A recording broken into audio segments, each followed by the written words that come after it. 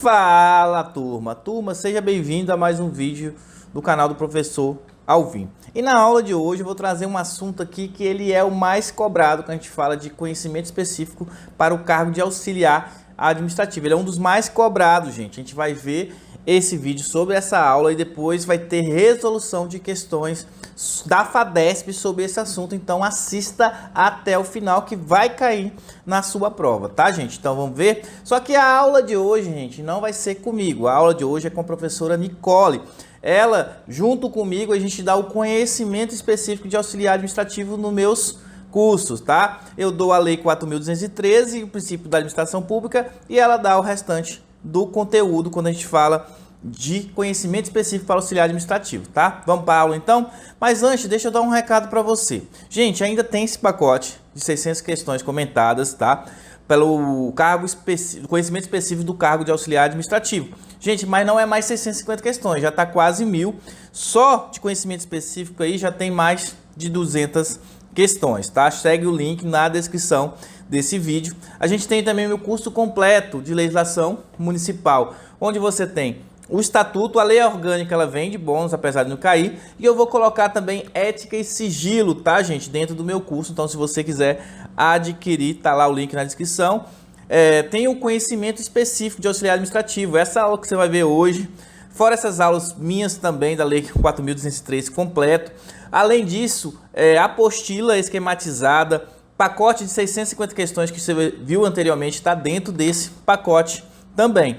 Se você quiser o combo da legislação municipal e conhecimento específico, fica um valor mais em conta, tá, gente? Também tem um link na descrição. E por último, a gente tem o curso completo de auxiliar administrativo. Isso mesmo, tudo que você viu anteriormente que eu falei para você está dentro do meu curso completo de auxiliar administrativo. Lembrando que a prova de auxiliar ela foi prorrogada por uma semana, ou seja, a gente tem um pouco mais de um mês. Meu curso ele é ideal para quem vai fazer a prova, porque o meu curso é objetivo naquilo que é cobrado pela FADESP para você estudar até o dia da prova, além de o que? Encontros ao vivo e aulas de revisão que a gente vai ter também no meu curso, beleza? Então, gente, boa aula com a professora Nicole. E se você gostar da aula, gente, deixa lá um comentário que está gostando da aula. Abraço! Vamos seguir agora para mais um outro assunto, que é o assunto que trata a respeito do conceito de espécie documental.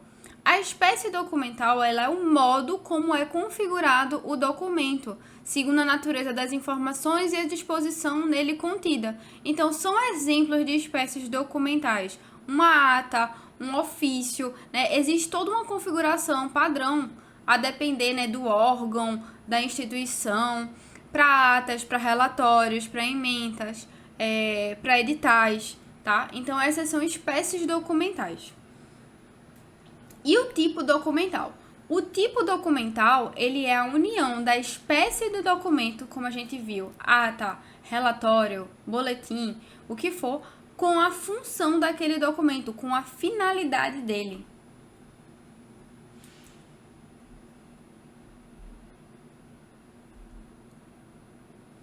Deixa eu dar alguns exemplos para facilitar aí para vocês. Então, a gente vai ter aqui ata de reunião. Esse é um tipo documental, porque aqui eu tenho a espécie e aqui eu tenho a função. A finalidade desse documento, ele é uma ata para provavelmente redigir informações a respeito de uma reunião que houve. Eu também posso ter um boletim de ocorrência.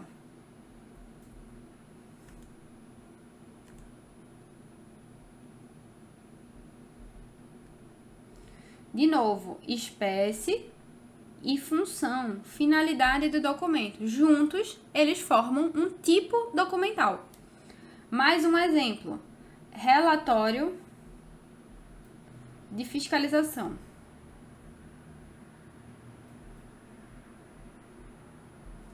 De novo, espécie e função. Certo? Eu acho que agora ficou mais claro para vocês entenderem.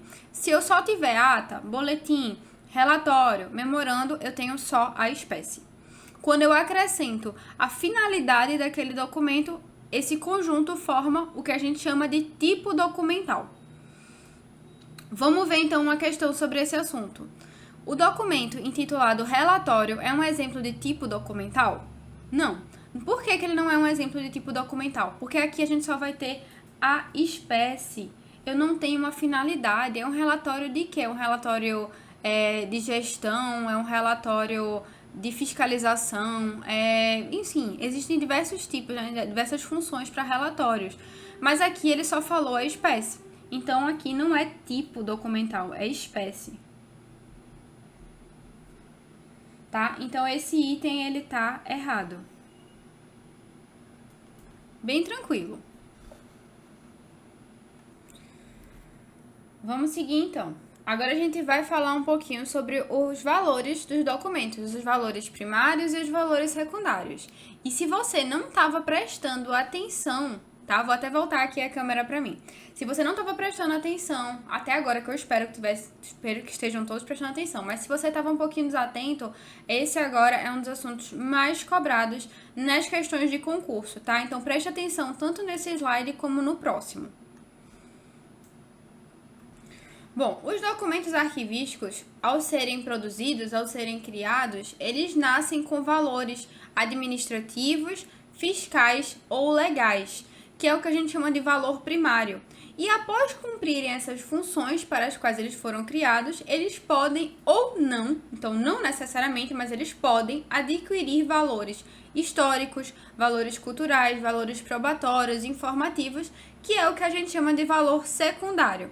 Então, são valores primários, os valores administrativos,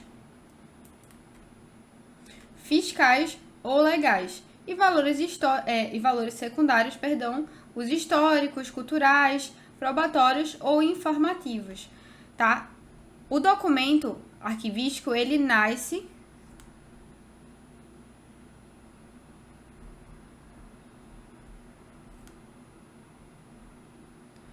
com valor primário.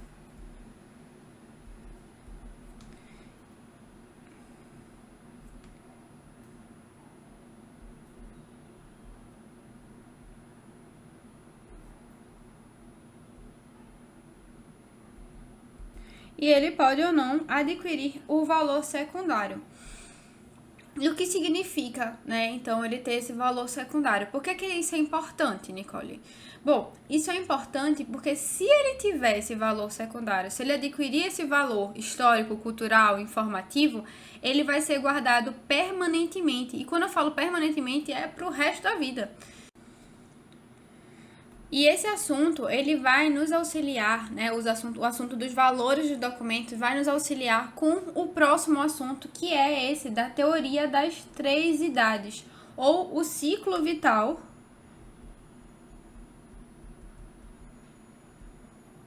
dos documentos. Essa é uma teoria segundo a qual os arquivos eles são considerados correntes, intermediários ou permanentes. E isso vai variar de acordo com a frequência de uso pelas suas entidades produtoras e de acordo com os seus valores, se ele tem um valor primário ou se ele tem um valor secundário. Então vamos entender um pouquinho sobre as características de cada um desses tipos. Começando então pelos arquivos correntes. Os arquivos correntes, eles são um conjunto de documentos que possuem o valor primário, que, como a gente viu, é aquele valor administrativo, fiscal, legal. E eles são consultados frequentemente. Tá? É aquele tipo de documento que fica na sua mesa do escritório, ou até na sua mesa de estudo mesmo. Vamos supor os seus resumos de português, né? Eu aposto que você está lá o tempo inteiro, e eu espero que você esteja o tempo inteiro consultando ele frequentemente. Esses documentos, eles não precisam ser movimentados o tempo todo, tá? O que acontece com frequência é a consulta a eles. Outro ponto sobre o arquivo corrente é que o acesso a esses documentos é restrito aos produtores. Bom, e aí falando agora um pouquinho sobre os arquivos intermediários. Arquivos intermediários são aqueles que já não são mais consultados com tanta frequência. Eles tiveram o que a gente fala, né, do seu valor primário reduzido. Ou seja, né, eles foram criados cumpriram a função para a qual eles foram criados e não precisa mais, ele está ali ocupando o espaço na sua mesa, no seu gaveteiro, ao lado, né, da sua mesa. Esses documentos eles podem ficar fora da instituição, num lugar em que o custo de armazenamento seja um pouco menor, mas eles devem estar acessíveis sempre que for solicitado. A ideia, gente, não é que eles fiquem no arquivo intermediário para sempre. Eles estão ali, né, cumprindo um prazo determinado pelo que a gente chama de tabela de temporalidade. E depois, né, em um determinado momento, eles vão receber sua destinação final, que pode ser tanto a guarda permanente como a eliminação. Então, o arquivo ele não fica, né, na verdade, o documento não fica no arquivo permanente para sempre, tá? É importante vocês ficarem ligados nisso. Bom, e o arquivo permanente, né? O arquivo permanente a gente vai ter documentos que foram recolhidos diretamente do arquivo corrente ou do arquivo intermediário e são documentos que perderam o seu valor primário, ele agora possui um valor secundário, que, como vocês bem lembram, são aqueles valores, né, históricos, culturais, probatórios, informativos, tá?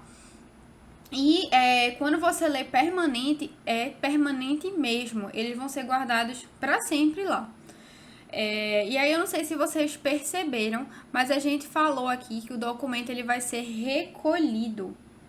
E aí é importante vocês ficarem atentos a essa palavrinha, porque ela pode ser, né, uma pegadinha na prova de vocês.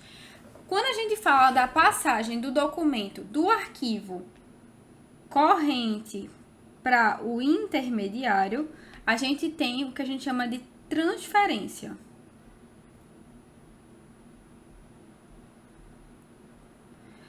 Quando a gente tem a passagem do arquivo corrente para o permanente ou do arquivo intermediário para o permanente, a gente vai ter o que chamamos de recolhimento. Tá? Então, cuidado aí para não confundir esses dois termos. Vamos então responder mais algumas questões, tá? Agora, finalmente, né, da banca FADESP, para vocês irem percebendo como que esse assunto costuma ser cobrado, tá? O arquivo formado por documentos que, não sendo de uso corrente nos órgãos produtores, por razão de interesse administrativo, em que estado que eles estão, né? Eles estão aguardando a sua eliminação ou recolhimento para a guarda permanente. E aí, qual dos estágios ele tá, né? Ele tá como arquivo corrente, intermediário ou permanente. Tá? Em qual desses estágios ele tá? A questão já fala que ele não tá mais sendo de uso corrente, então ele já não tem mais, né, valor primário.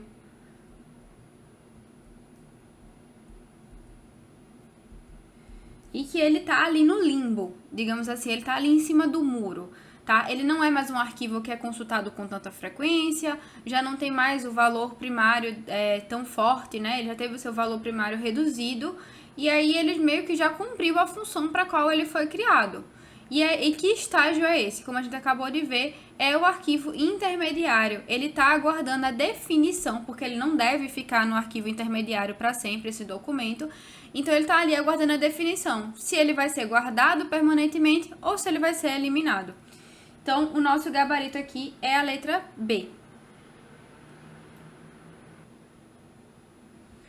Seguindo agora para a próxima questão, também da FADESP, ela fala o seguinte, que um documento oficial cujo valor administrativo, então ele possui valor administrativo, histórico e legal, o leva a ser preservado definitivamente pela instituição, deve ser depositado em qual dos tipos, tá? Lembrando que letra A, arquivo independente, isso aqui nem existe. Tá? A gente quer saber entre o corrente, intermediário e o permanente. Ele falou aí para vocês que o valor dele agora é um valor histórico, ele é um valor informativo, um valor legal, tá? E eu sei que pode ficar um pouquinho confuso, porque nós falamos que valor primário é aquele administrativo, fiscal ou legal. E aqui ele mistura um pouco do valor primário com o valor secundário, que é o histórico, cultural, probatório, informativo. Mas como é que vocês podem matar essa questão? Ele já falou para vocês que ele vai ser preservado definitivamente, tá? Então ele vai para que guarda? Ele vai para a guarda permanente, porque ele vai ser recolhido ao arquivo permanente para ficar lá guardado devido ao seu valor histórico. Então, o gabarito desse nosso item é a letra D. Ele não é um arquivo corrente, tá? Porque o arquivo corrente ele não tem um valor histórico e ele não vai ser preservado para o resto da vida, e muito menos um arquivo intermediário. Porque, lembrando, o arquivo corrente é aquele que é consultado com frequência, algo que a gente consulta a todo momento, e o arquivo intermediário é aquele arquivo que perdeu essa consulta frequente e ele fica aguardando a eliminação ou a guarda permanente. Ele não tem essa definição ainda. E a questão, ele fala já de forma definida, né? Vai ser preservado definitivamente. Então, o nosso gabarito aí é a letra D. Vamos entrar agora em um outro assunto, que são os métodos de arquivamento. Bom, existem duas classificações dos métodos de arquivamento que vocês precisam ter em mente, que são os métodos básicos, que envolvem os métodos alfabético, geográfico e ideográfico, e também o numérico. E dentro deles existem várias outras subclassificações. Então, por exemplo, a gente vai ter o numérico simples, o numérico cronológico. A gente pode ter dentro do ideográfico o ideográfico duplex, decimal, ou também o ideográfico alfabético. E além dos métodos básicos, nós temos também os métodos padronizados, que pode ser o variadex, sondex, os mnemônicos, automáticos, enfim, tem uma infinidade de métodos de arquivamento. E eu deixei esse nosso esquema, esse fluxogramazinho para vocês perceberem que esse tipo de questão, esse tipo de pergunta, cai sim nas provas, e a gente vai ver agora uma questão, inclusive da FADESP, sobre isso, tá? Então, se vocês quiserem printar, para imprimir, colar aí de alguma forma no resumo de vocês, ou até copiar mesmo, eu acho que vale muito a pena, porque é uma questão, assim, fácil de acertar, tá? Então, essa questão aí, ele fala, para cada ramo de atividade, há um método adequado para o arquivamento dos documentos. Os métodos de arquivamento se dividem basicamente em duas classes, padronizados e básicos, como a gente acabou de ver. Considera-se um método padronizado. E aí ele traz diversos exemplos. A gente viu agora, a gente tem os métodos padronizados e os básicos, e ele traz diversos exemplos e pede para vocês dizerem qual desses aí é um método padronizado. Só com aquele esquema a gente já consegue responder essa questão. Então, lembrando, são métodos padronizados: o variadex, o automático, o mnemônico, o rônio e o sondex. Então, o gabarito dessa nossa questão aí seria a letra D. Esses outros aqui são métodos básicos.